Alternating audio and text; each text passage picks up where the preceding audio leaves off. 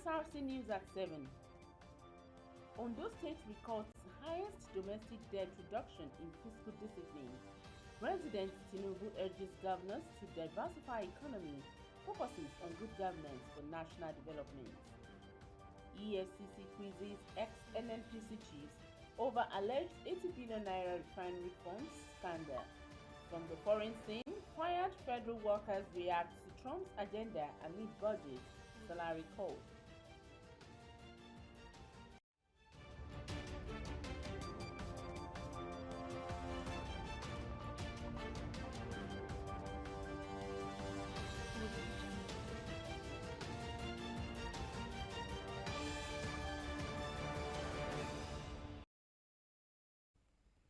Good evening and thank you so much for joining us on the news at 7. I am Omoshiliola Adesoya Ajayi. Ondo State has emerged as Nigeria's most fiscal disciplined subnational government, having reduced its domestic debt by an unprecedented 82.6%, the highest and most significant debt reduction recorded among all 36 states. Data from the Debt Management Office (DMO) on the state's debt comparison between 2023 and 2024 showed Ondo State at the top in reducing domestic debt in 1 year. A statement by the Chief Press Secretary to the Governor, Ebenezer Adeniyo, said this outstanding achievement is attributed to the strategic economic reforms and financial prudence of Governor Lucky Aiyedatiwa's administration since its inception. According to the statement, the record shows that Ondo State under Governor Aiyedatiwa reduced its domestic debt from 74 billion naira in 2023 to 12 billion naira in 2024, a difference of 61 billion naira and a percentage of 82.6%. According to the statement, Governor Aiyedatiwa's administration accomplished this by implementing sweeping cost control measures without halting public services or sacrificing workers' welfare. This unprecedented development has made significant on the economy of the state and restored investors and residents' confidence in government. The statement added that with this achievement, Ondo State stands out as a model for fiscal discipline, financial resilience, and strategic planning in Nigeria's public sector. Chairman of Akure South Local Government, Mr. Gbenga Fashua, has assured the residents of Eyin-Alalio community in Akure, the Ondo State capital, that efforts are on to address the perennial flooding in the area. Mr. Fashua, who visited the area, which had become impassable for days due to heavy rainfalls, appealed to the people to be calm as the dredging equipment would soon berth in the area to clear the waterways and save the lives and property of those living close to the river. Residents of the community had earlier complained of neglect by government due to their harrowing experiences in the last few days. Details of the story will come in our subsequent bulletins. The wave of defections sweeping through political parties in Nigeria is raising concerns about the stability of the country's multi-party system and the motivation behind these political realignments. Some residents who spoke with OSRC in Akure allay fears of Nigeria becoming a one-party state, saying defections are part of democratic processes. Omorion Lampeji reports. An increasing number of governors and political office holders are defecting from the parties that brought them to power, mostly aligning with the ruling All Progressives Congress (APC), often with a large following of supporters. In Kebbi State, 3 out of 4 members of People's Democratic Party (PDP) in the House of Assembly recently joined the APC. In Imo State, Senator Ezenwa Onyenwochi also defected from the Labour Party to the APC, raising the number of APC senators from Imo to 3. Kaduna, Edo, and other states are also witnessing similar political movements, further fueling debate on the strength and sustainability of Nigeria's multi-party system. Just in April 2025, Delta State Governor Sheriff Oborevwori, alongside key holders in the state, officially announced their defection from the PDP to APC. To many observers, these moves reflect the evolving political landscape, with the APC consolidating influence across multiple regions. Former Speaker of the Ondo State House of Assembly, Kenneth Olawale, dismissed fears of Nigeria becoming one-party state, attributing the wave of defections to what he described as good governance. There are several parties. I don't think we can get to that level. But I want to believe that the president is doing well. That's why they are drifting. You can imagine what the governors they collect before, during Buhari regime, is not what it is now. They collect more than that. So they have enough money to work. That probably because of the removal of the subsidy. But the subsidy now is making way for the states. And that is why I think they are doing that. So we cannot drift to one-party system. We still have some other parties. PDP are there. We know people are leaving the PDP. SDP is there. Labour Party is there, and some other parties too. So, but you see, if you see that there is a Sokum somewhere, there is a peace somewhere, you have to join them. Senior Special Assistant to Governor Ayedatiwa on Social Investment, Felix Alunge, acknowledged that politics is about the people and weighed in on how the defections may impact the strength of opposition parties in future elections. When we look at it, it is as a result of what Mr. President is doing in terms of a performance. And for me, there's no specific definition of what is a democracy. Democracy is about the welfare of the people. And they just believe that those governors, other politicians, senators that are crossing to the ruling party, they just believe that it's better for them to join the trade so as to be a part of the success story. Legal practitioner Oladile Oki highlighted different categories of defections and noted their implications, while he stated that lawmakers' defections are constitutionally accommodated if backed by their parties. Defections by executive members, he said, are more of a moral issue than a legal one. The legal framework with respect to defection in Nigeria primarily is provided under Section 68 sub 1 and G of the Constitution 1999, as it is now amended 2023.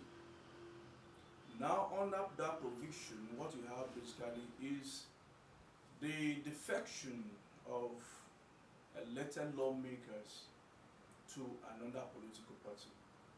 Under that section, there is a punitive consequence. In other words, there is a consequence or punishment when you defect, and that means that you have to forfeit your seat when you decamp or when you defect from the political party where you are elected to another political party entirely. As Nigeria moves towards future elections, the pattern of defections will likely continue shaping the nation's political terrain. Whether driven by governance, personal ambition, or party strategy, the motivations behind these shifts will remain subjects of public interest and debate. Omoriola Mbiji, Osrc News. President Bola Tinubu has called on state governors to remain focused on people-oriented, what he described as armchair critics, urging them to let their achievements speak for them. Tinubu made this charge during his two-day working visit to Katsina State, where he commissioned major developmental projects executed under Governor Diko Rada's administration. Tinubu, while addressing the governors, stated that they should allow their programs to reflect the people's needs. He also admonished them to focus on delivery and ignore distractions, stating that their work will speak louder than words. President Tinubu stressed that hunger and poverty remain the biggest threat to national peace, reaffirming his administration's resolve to strengthen food security and economic empowerment through agriculture. He noted that farming must become main source of growth and prosperity, adding that Nigeria must shift from oil dependency to agricultural development. And President Tinubu has urged security agencies to eliminate terrorists and their foreign collaborators to end the prevailing security challenges bedeviling the country. Tinubu gave the charge while addressing military and other security personnel in Katsina State. The president, who is in the directed the men and women in uniform to eliminate all terrorists and their foreign collaborators who have been terrorizing the northwest and other regions of the country without delay. He explained that Nigeria, under his leadership, would not bow to the treachery of the terrorists and their foreign collaborators, but would work assiduously to eliminate the nation's enemies. President Tinubu said the nefarious activities of bandits and insurgents have gone on for too long and must be tackled by all security agencies to ensure peace and stability of the country.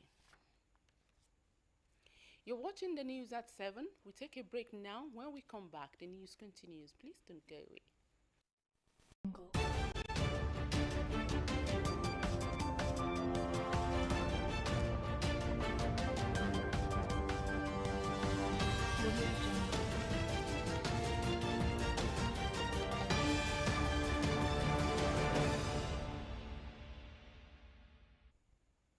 Glad to have you back. You can watch us live on our website www.osrc.ng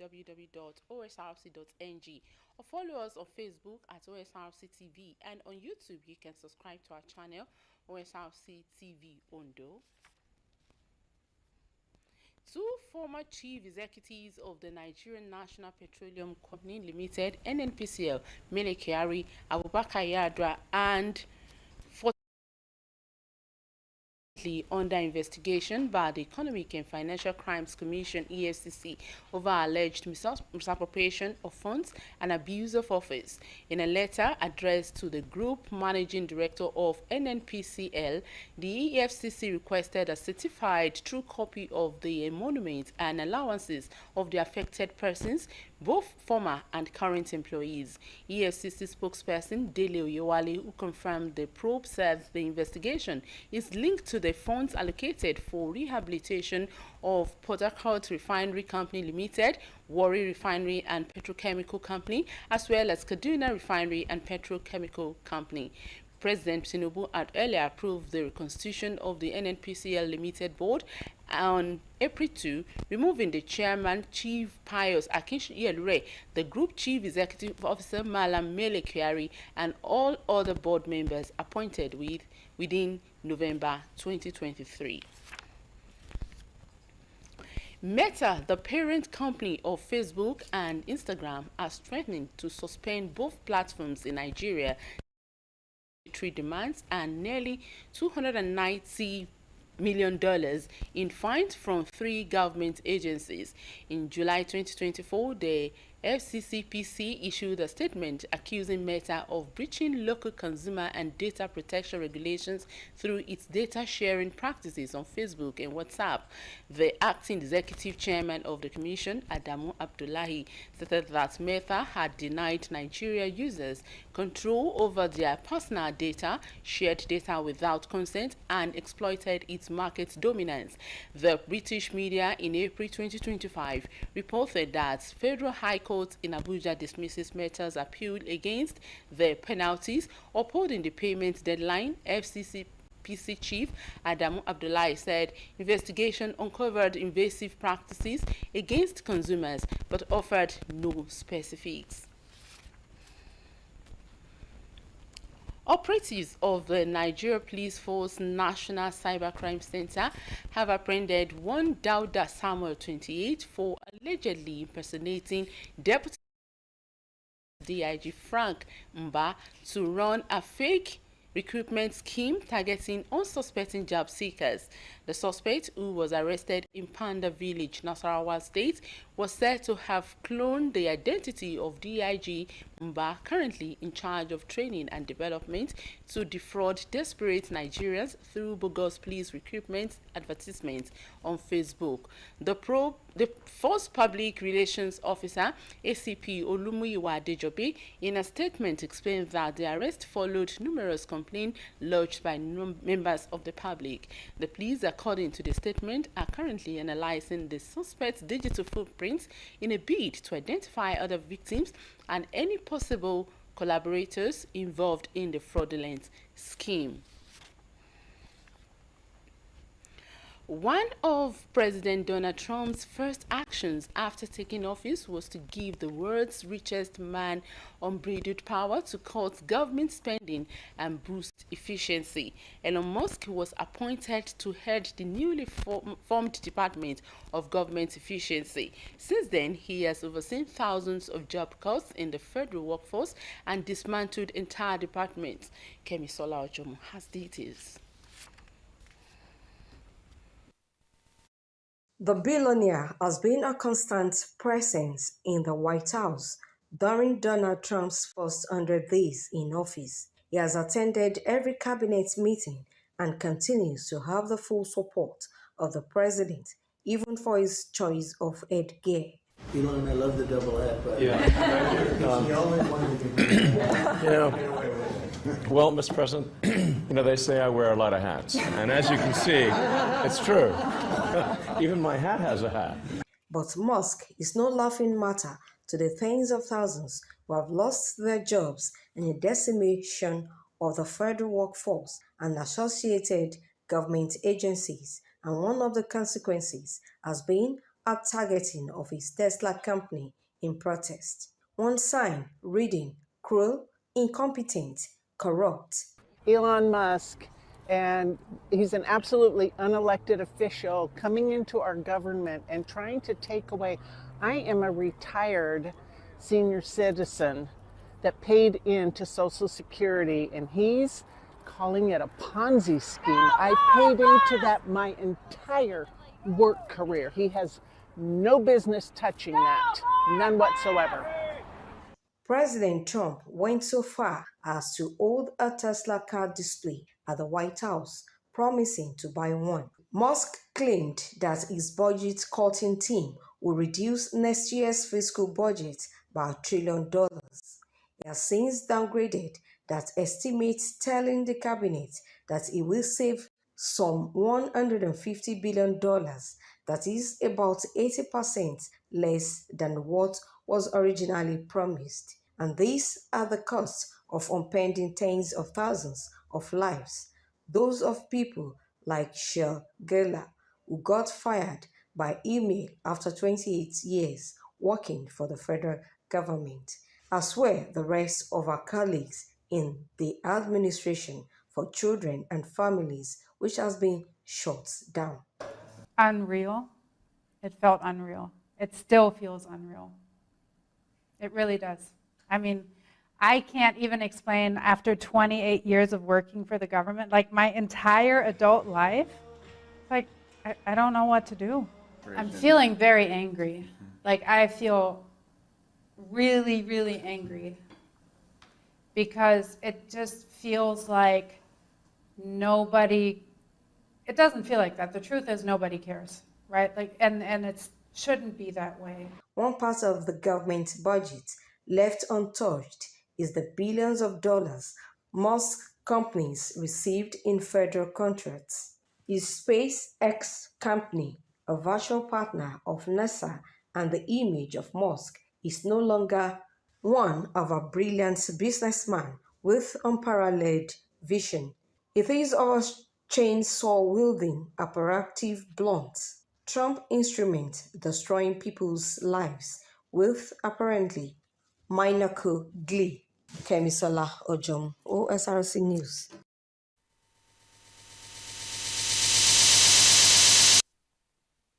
UK has made significant electoral gains in parts of England.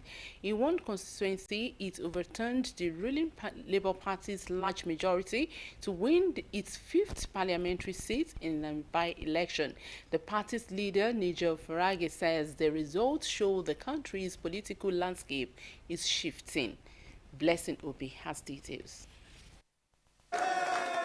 Night of triumph for the UK's right-wing Reform Party. Every one of you who voted for change. Winning the parliamentary seat of Rancor and Elsby from the ruling Labour Party in a by-election, triggered after the sitting MP punched a constituency. It was the thinnest of margins, just 6 votes, but one obligatory a majority, 15,000, that Labour got in the general election just last year.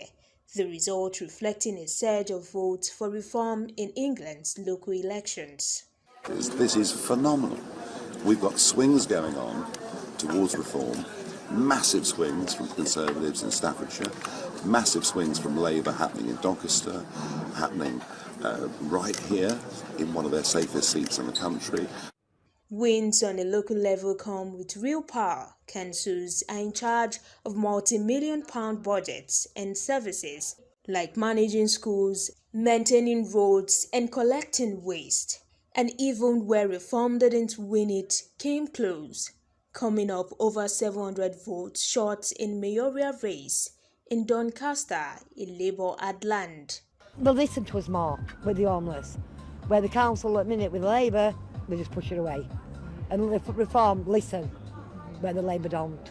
We want some kind of a change. These guys here, they set up a new reform party. We'll see how they go. Voters seem willing to try something new, and it is a pitch that seems resonating. Starmer's Labour is lacking a vision. Despite having such a good electoral result at last election last year, they're not willing to spend that political capital on a vision that looks ahead and transforms the country. All that reform has to do is step up to the plate and say, they're not fighting for you, but we will. If that is credible or not is a different question. For the volunteers who feed the homeless in Doncaster, from their own pockets, who is in charge is secondary, as long as they respond to the needs of the most vulnerable. Blessing Obe, Osrc News. Ori Gorbej, an Israeli political commentator, says Israel's plans to expand its ground operations in Gaza will sabotage hopes of a ceasefire, but added that the approval of these plans is less realistic. Reserve troops are to be called up in order to facilitate the increased offensive. The full Israeli cabinet is expected to convene on Sunday to approve the plan. Ori Goldberg is an Israeli political commentator. He says the plans to expand military operations in Gaza are to sabotage any hopes of a ceasefire. Since there's only one path forward as regards expansion, I think the approval of plans by the Security Cabinet is less realistic than it might appear. The only path forward for Israel is full occupation. Now, that is something right-wing politicians here have been toying with, but it is something that brings real political dissent and opposition even from those who supported Israel's genocidal campaign in Gaza. And compound that with the fact that Israel is just emerging from a very tumultuous Independence Day. There's a need to show self-assertion. And there's a government that has failed consistently and abysmally at all the goals it has set itself. And that government is also playing chicken with Hamas as negotiations appear to be stepping into higher gear. I also think there's a real difference between announcing the approval of plans and the actual arrival of tens of thousands of soldiers who might be called up. I think most Israelis support this government. I think they support Israel's genocidal campaign in Gaza. But I think there is a lot of mistrust. There is a sense that this government is being motivated by considerations that don't have anything to do with quote-unquote security, which is what has been driving the Israeli campaign. So I think by approving this, Israel is, as it is its want, upping the ante. That's what Israel has been doing throughout this year and a half, apart from killing Palestinians.